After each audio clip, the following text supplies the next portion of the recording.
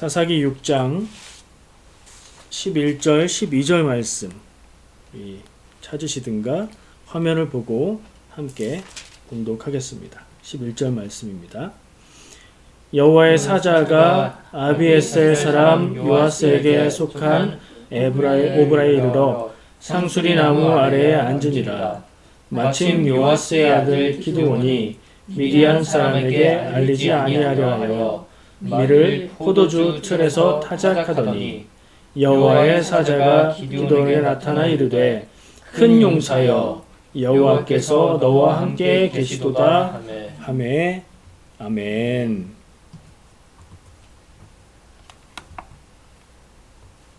자, 내가 왕이 될 상인가 제목을 이렇게 정했는데 여러분 이거 어디서 많이 들은 말 같지 않으십니까? 영화 배우 이정재 씨 잘 아시죠? 굉장히 좋아하는 배우예요. 너무 잘생겼고 거의 남자 여자 가릴 것 없이 좋아하는 그런 영화예요. 제목으로 달았던 내가 왕이 될 상인가 이거는 한국 영화 제목이 뭐예요? 관상. 관상에서 이정재 수양대 분이죠. 이 사람이 관상가인 최고의 관상가인 극중 이름은 잘 모르겠고 송강호 씨에게 묻습니다. 내가 왕이 될 상인가? 제가 요거를 성대모사를 좀 해보려고 했더니 가족들이 극구 반대해서 그냥 읽기만 하겠습니다. 또 인상적이었던 영화가 있어요. 이정재 씨가 잘생기고 연기도 잘하지만 목소리 톤이 특이해서 그것도 굉장히 인상적이에요. 영화 암살. 암살에서 재판 장면 기억하시죠? 7.18로 배신을 했던 염석진이라는 그 역할을 했는데 그 사람이 이런 대사랍니다. 내 몸에 일본 놈들의 총알이 6개나 박혀 있습니다. 1912년 경성에서 데라우치 총독 암살 때 총 맞은 자리입니다. 구멍이 2개지요. 마지막엔 좀 넣어봤어요. 이 대사도 인상적이었어요. 그 TV에 예능 보면 개인기 하라고 그러면 이런 거 막 따라하고 그러잖아요. 저는 이 이정재 씨의 요즘의 연기도 좋지만 제 그 기억 속에 강하게 남아있는 그 연기의 모습은 군대 가기 전에, 저 말고 이정재 씨가 군대 가기 전에 드라마 모래시계 기억나세요? 어른들은 다 기억나실 거예요. 근데 젊은 친구들은 본 적이 없죠. 드라마 모래시계에서 배역의 이름이 뭐였죠? 제이였죠. 제이. 말없이. 그때는 대사를 잘 못해서 그랬다는 소문이 있었는데 말없이 경호를 하던 검도를 하던 검도 열풍을 일으킨 그 연기가 저한테는 더 강하게 남아 있습니다. 오늘 말씀의 제목을 영화 관상의 대사 내가 왕이 될 상인가에서 인용을 해봤는데요. 그래서 이정재 씨 얘기도 했지만 그냥 도입으로 얘기를 한 거고요. 오늘 나눌 말씀하고는 이정재 씨와는 아무런 관계가 없습니다. 그냥 왕이라는 주제가 관계가 있었고요. 내가 왕이 될 상인가? 라고 묻는 수양대군의 질문은 자기가 왕이 되겠다는 그 욕망을 드러낸 말이죠. 오늘 기드온을 우리가 성경에서는 사사로 기록하고 있습니다. 그리고 우리가 기억하기로는 기드온과 300용사, 300명의 군사들만 가지고 미디안군을 물리친 그런 위대한 사사로 기억하죠. 또 어떤 내용이 있죠? 천사가 부르시고 하나님이 백성 구원의 사명을 주셨을 때 이 기드온이 좀 확인을 좀 해달라는 뜻에서 저에게 보여주십시오 한 게 있죠. 아침에 양털을 놔둘 테니까 양털만 젖고 주변은 다 마르게 해주세요. 그건 아침에 보니까 진짜로 양털에는 그것을 짰을 때 물이 많이 나올 정도로 젖어 있었는데 주변은 말라 있었죠. 근데 또 한 번 기드온이 부탁을 합니다. 한 번만 더 말씀드립니다. 반대로 한번 해주세요. 그럼 제가 정말 믿고 신념을 가지고 확신을 가지고 이 일에 나서겠습니다. 반대로 어떤 거예요?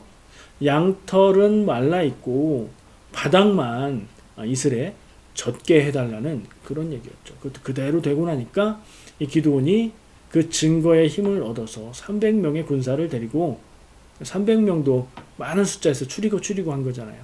300명의 군사만을 데리고 미디안군을 물리치는 그런 내용이 사사기 6장에서 시작해서 사사기 8장에까지 이어집니다. 그렇죠? 우리가 다 잘 알고 있는 내용이에요. 왕 얘기는 어디서 나오는가? 왕 얘기 안 나와요, 사실은.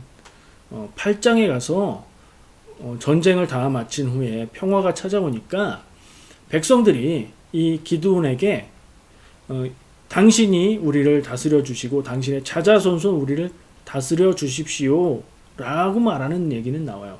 근데 그게 결국에는 왕이 되어 주십시오 하는 말이지만 왕이라는 말은 안 나오죠. 그리고 기드온의 이야기 가운데 왕에 관계된 얘기는 그거 하나밖에 없지 다른 얘기가 없어요. 그때도 이 기드온은 하나님의 뜻에 따라서 올바른 답을 합니다. 나도 여러분들을 다스리지 않을 것이고 나의 자손들도 여러분들을 다스리지 않을 것이고 오직 하나님이 이스라엘을 다스릴 것입니다. 정답을 이야기해요. 왕이 어디에 관계가 되었을까? 사실 사사기의 주제를 저는 왕이라고 생각합니다. 사사기에는 왕이 없습니다.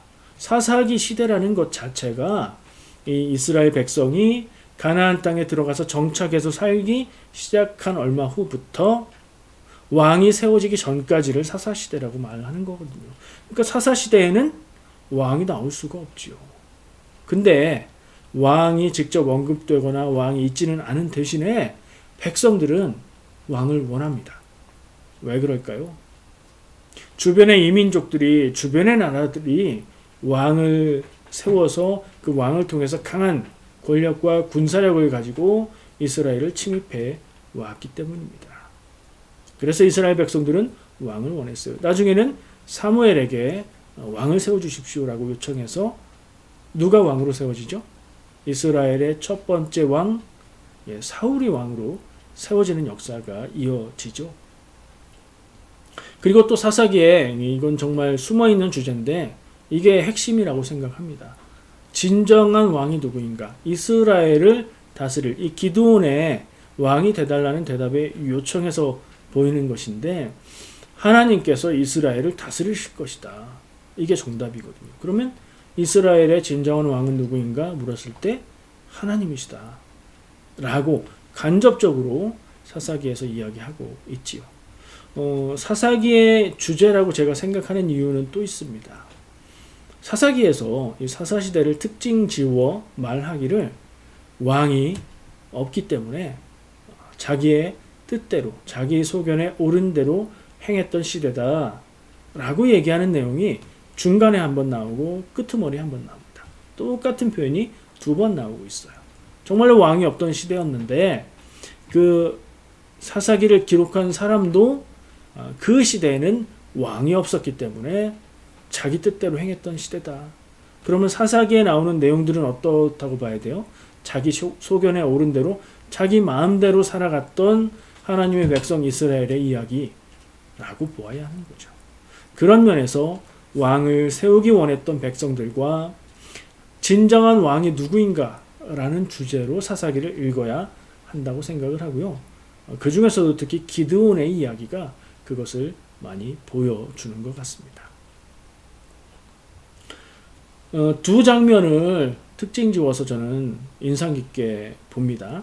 아까 잠깐 얘기했던 것은 유명하게 우리가 알고 있는 장면이고 제가 주목하고 싶은 장면은 오늘 본문 말씀 사사기 6장에 나오는 말씀이지요. 천사가 기드온을 부릅니다. 기드온 뭐하고 있을 때요? 타작하고 있을 때, 농사지어서 밀농사를 짓고 그 밀을 털어내고 있을 때. 근데 어디에서 했다고요? 포도주 틀 속에서 타작을 하고 있었어요. 원래 곡식을 타작하는 것은 높은 곳이나 넓은 곳이나 바람이 불어서 이 껍질이 날아가게 그렇게 잘 타작되게 그런 데서 하는 거거든요. 근데 그렇지 않고 사방이 막혀 있을 것 같은, 그러니까 막혀서 보이지 않는 포도주 틀 속에 들어가서 타작을 했다는 것. 그것은 무슨 얘기냐면 미디안 사람들이 알지 못하게 숨어서 타작을 했다는 얘기예요. 그렇게 숨어서 곡식을 타작하고 있는데 소리도 크게 못 냈겠죠. 조마조마하면서 했겠죠. 천사가 나타납니다. 그리고 천사가 이 기드온을 향해서 큰 용사여 라고 부릅니다. 좀 안 맞는 것 같은 느낌 안 드세요? 기드온은 미디안 백성의 침입과 약탈이 무서워서 빼앗길까봐 숨어서 탈곡을 하고 있는데, 그런 기드온에게 하나님의 천사가 큰 용사여 라고 말하면서 오죠. 이 호칭은 굉장히 중요해요. 성경에서 이름도 중요하고 호칭도 중요합니다.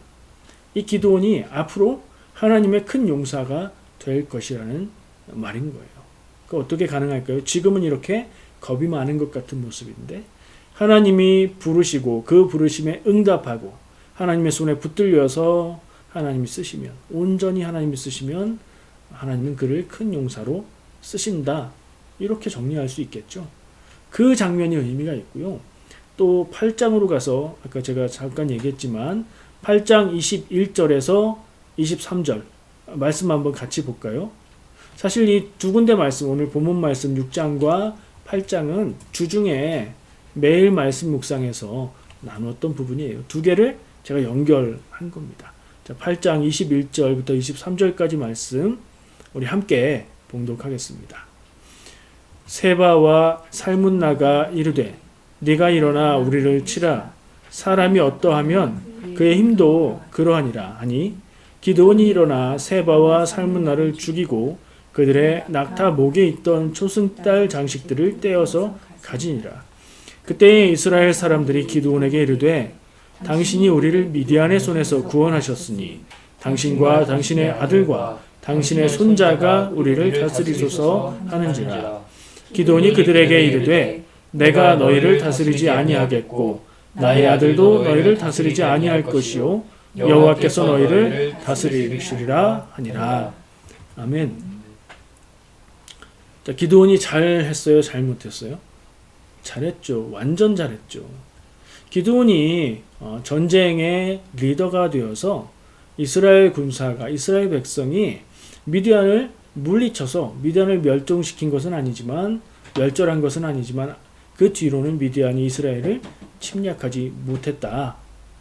그럽니다. 평화가 찾아온 거예요. 그러면 사사들은 어떻게 되나요? 하나님의 뜻을 받아서, 사명을 받아서 전쟁의 지도자, 지휘관이 되었던 사사들은 평화 시기에는 하나님의 뜻을 따라서 백성들을 재판하는 재판관이 되는 거죠. 자, 그 기드온을 향해서 백성들이 와, 당신이야말로 우리를 다스릴 분이십니다. 우리를 다스려 주십시오. 당신의 아들과 당신의 손자가 우리를 다스리기 원합니다. 이렇게 대를 이어서 다스리는 게 뭐예요? 그게 왕이죠. 세습되는 직, 그리고 다스리는 직, 그게 왕이잖아요. 근데 왕이라고는 안 하죠. 자, 왕이 되어달라는 이 요청에 기드온은 그것을 거절합니다. 아니라고 합니다. 하나님이 다스린다고 얘기를 합니다. 근데 조금 찜찜한 구석이 있어요. 제가 그래서 그걸 21절을 붙여서 읽었어요. 21절에 세바와 살문나는 그들을 침략해왔던 적장들입니다. 뭐 왕이라고도 표현되어 있고, 그 사람들을 처형하는 거예요. 그러면 그 사람들을 처형했다는 건 이제 그들의 세력이 꺾였다는 얘기죠. 그리고 나서 그들의 낙타 목에 있던 초승달 장식을 떼어서 가졌다. 성경 말씀에 그냥 허투루 써 있는 건 없거든요. 왜 그걸 떼어 가졌을까? 전리품이잖아요. 보통 다른 나라들 같으면, 다른 민족들 같으면 전쟁을 해서 이기면 전리품으로 좋은 거 다 빼서 가져도 되는 거죠. 근데 하나님의 인도하심과 하나님의 능력으로 전쟁에 이기게 된 기드온이 적장의 물건을 전리품으로 챙긴다? 조금 느낌이 이상합니다. 그래서 이어지는 말씀을 계속 보니까 이상한 일들이 이어집니다. 저는 이 기드온이 왕이 되어달라는 요구에 정말 멋지고 멋있게 아니요, 그건 아닙니다. 하나님이 다스리십니다 라고 말한 이 장면은 단언코 기드온 인생 최고의 모습이라고 생각합니다. 좋은 의미로도 그렇고요, 나쁜 의미로도 그렇습니다. 그때가 최고의 장면이라면 거기서 인생 끝나는 게 아닌 이상 그 뒤는 내리막, 하락세, 이상해진다는 얘기를 하고 싶은 거예요. 기드온의 이야기가 어떻게 전개가 됩니까? 기드온이 왕이 되지 않겠다, 하나님이 다스릴 것이다 하고 바로 그 다음 절에 나에게 귀걸이를 달라라고 얘기합니다. 뭐냐면 미디안 족속을 쳐서 물리치고 나서 그들의 물건들을 다 빼앗는 거예요. 전리품으로 백성들이 다 이렇게 가졌어요. 그것 중에 다른 것들 말고 귀걸이라고 표현되어 있지만 꼭 귀걸이를 말하는 건 아니라고 합니다. 장식품, 귀금속 뭐 그런 것들을 얘기하는 거래요. 그거는 나한테 좀 줘라 그 얘기예요. 전쟁에 이기고 왕은 안 되겠지만 내 몫은 좀 챙겨달라 하는 요구를 하고 있는 것으로 전 느껴집니다. 그래서 사람들이 기꺼이 평화를 가져왔으니 기꺼이 금부치들을, 귀걸이들을, 뭐 장신구들을 내어놨다고 해요. 그걸 모으니까 금 1700세겔이라고 합니다. 금 1700세겔이 얼마큼인지 모르니까 느낌이 안 오시죠? 1세겔은 11.7g이라고 해요. 금 가격 아세요? 요즘에 금값이 어떤지 찾아봤어요. 1700세겔이면 대략 계산하면 20kg이 조금 안 됩니다. 19.38 어떻게 됩니까? 19.38kg이에요. 그러니까 뭐 20kg이라고 생각해 보죠. 금 20kg의 값은 얼마나 될까요? 20kg이면은 성인 남자가 묵직하게 들 수 있는 정도의 무게예요. 결코 작은 양이 아닙니다. 그죠? 영화에서 나오는 금괴 있잖아요. 이렇게 막대기처럼 생긴 거. 그거 하나가 1kg짜리라고 얘기하거든요. 그거 20개예요. 이만큼입니다. 그거 20개인데 제가 금 가격을 확인해 봤어요. 캐나다 금 가격이랑 한국 금 가격을 확인해 봤는데 20kg이면 얼마 될 것 같으세요? 한국 돈으로 13억 원 정도 되는 금액이랍니다. 물론 그때의 그 금의 가치가 지금의 가치와 같다고 생각할 수는 없겠죠. 뭐 좀 줄이고 이래도 어쨌든 엄청나고 대단한 양인 건 맞는 거예요. 그렇죠? 이거 어떻게 생각하십니까? 이거 그냥 전쟁을 승리로 이끌고 평화를 가져온 기드온에게 그 정도는 괜찮은 거 아닌가? 기드온의 입장에서 그 정도는 받아야 되는 거 아닌가? 이런 생각 드세요? 기드온은 그렇게 생각한 것 같습니다. 왕이 되어달라는 요청 앞에서는 아니요, 하나님이 다스리십니다 라고 정말 멋지게 얘기한 그 사람이 바로 다음 절에 가서는 내 몫을 좀 챙겨주시오. 한 13억 정도? 그 정도는 안 되겠지만 말이죠. 그리고 이어지는 내용이 더 가관입니다. 그 금을 가지고 에봇을 만들었다고 합니다. 에봇이 뭐죠? 제사장의 복장이에요. 제사장이 옷을 다 입고 그 위에 이렇게 조끼 비슷하게 가슴하고 등판을 만들어서 입는 의복이에요. 거기에 보석들을 달고 그 보석은 이스라엘의 12지파를 상징하고 뭐 그런 내용이 있죠. 제사장이 아니잖아요, 기드온은. 근데 에봇을 왜 만들어요? 제사할 때 쓰려고 만든 게 아니죠. 그러니까 에봇은 그 모양이 에봇이라는 얘기였고 그냥 에봇 모양의 금덩어리로 만든 거예요. 제사장도 아니면서. 기드온은 그걸 기념물로 가지고 있었을 겁니다. 근데요, 성경 말씀이 어떻게 기록하냐면 그 에봇이 그에게 올무가 되어서 문제가 생겼다. 백성들이 그 에봇을 우상 섬기듯이 섬겼다. 이렇게 기록하고 있습니다. 첫 번째, 자기 몫을 챙겨 가지는 마음은 무엇일까? 적절치 않다.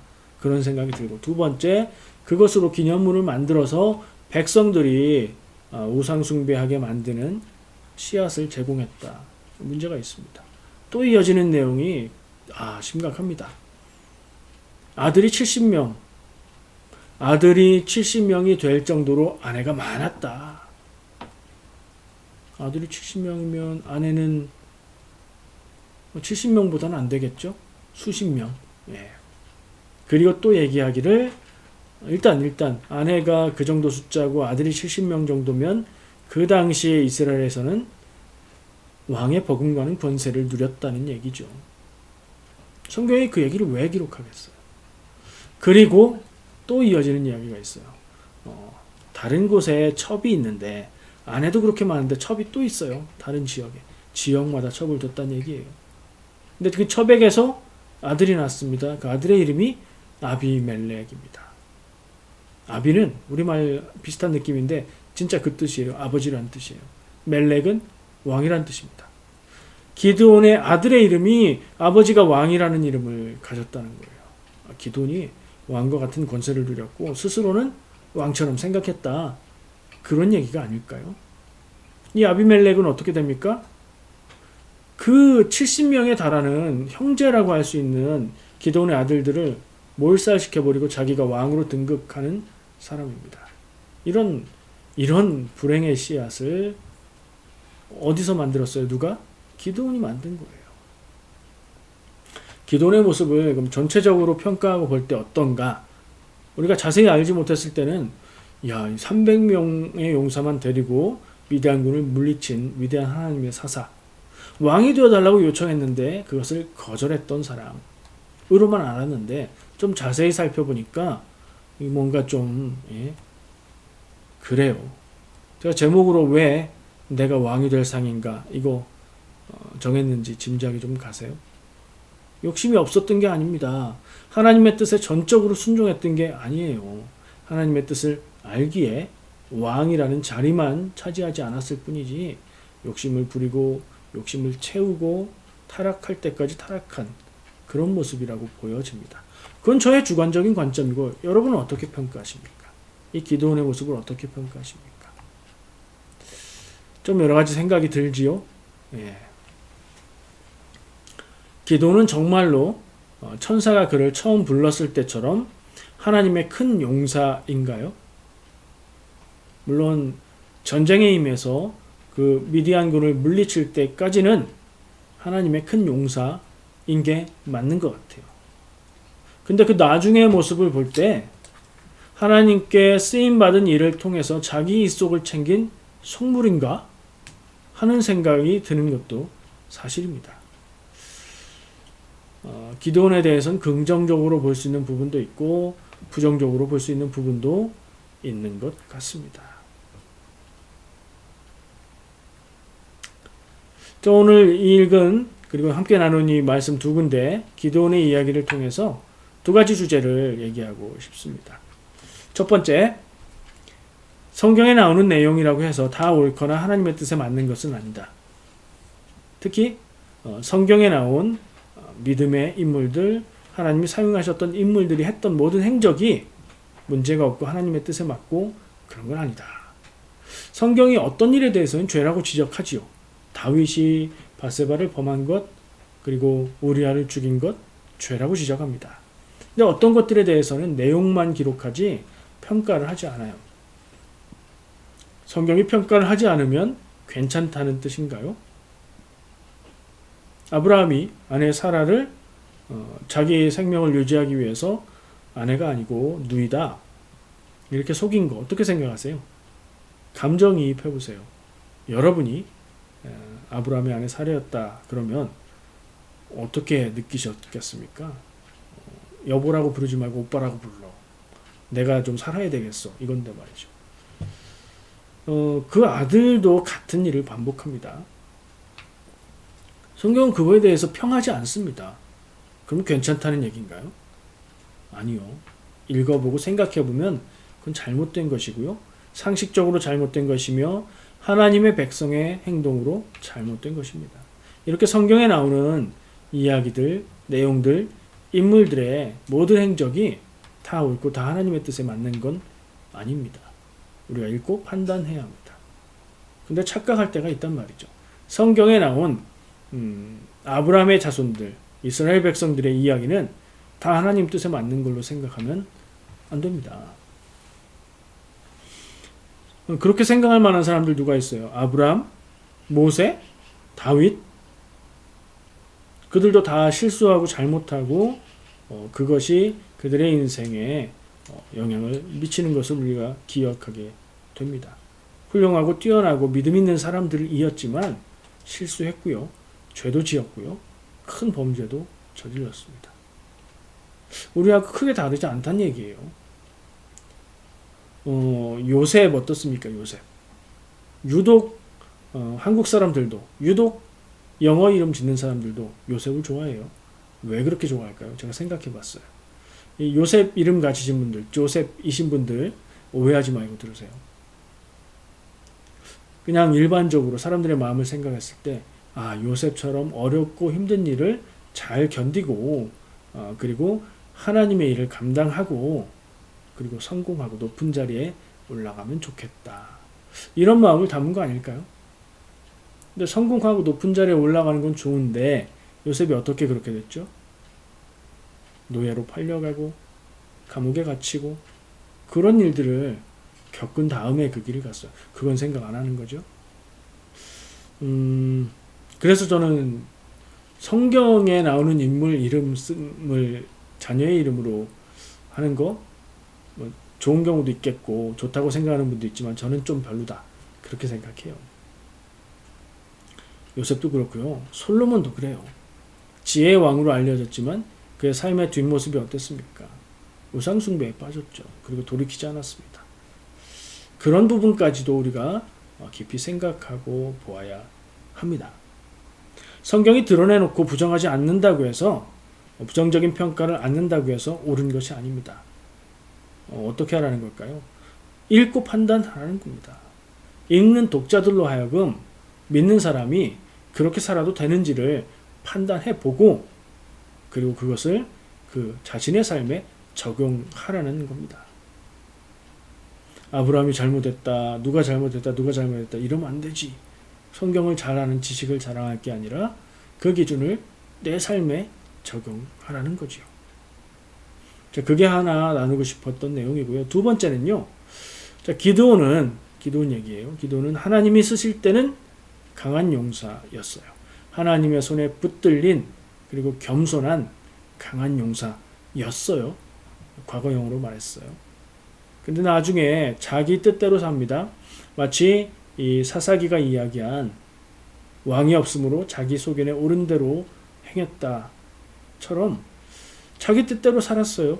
자기 이익을 챙기고 자기가 받을 몫을 요구하고 사람들이 그에게 보이는 그런 모습들을 다 그냥 자기 것으로 당연한 것으로 받았단 말이에요.